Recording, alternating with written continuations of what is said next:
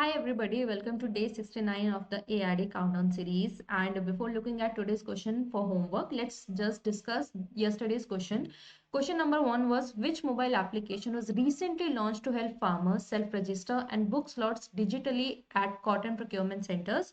So the app name is Kapas Kisan app. Kapas is your cotton, Kisan is your farmer. Okay, so Kapas Kisan app, it is basically, because farmer they had to wait in the line in the procurement centers, and sometimes even their chance does not come that day, so their transportation expenses, the time that is wasted, all that thing was there, right? So that is why this particular app was launched. Here they will get the slot, then when they can go to the procurement center and they can sell off the price.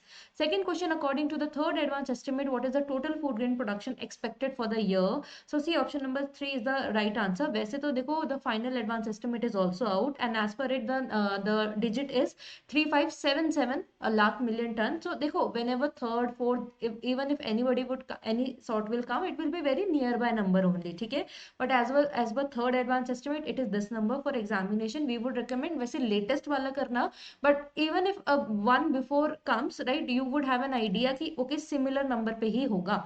Coming to question number third of last, which organization in India is the first national level multi-state cooperative exclusively focusing on export? तो उसका नाम है आपका NCEL, ये National Cooperative Export Limited. So this particular organization will focus on the export promotion of the cooperative societies. Okay. Coming to today's question, question number one. Now, these all three questions will be from NABARD annual report and in the further classes also. The credit gap for the rural MSME is estimated at what, as per the NABARD annual report? Second question, which fund was launched by NABARD to incentivize adoption of climate resilient agriculture using data driven tools? And finally, concerning NABARD Act amendment, there were some like new amendments that were done, like not new, but yes, back in 2018. So you have to read the statement and then go for the correct answer. So these are homework for you all, and we wish you all the very best for your preparation. Thank you.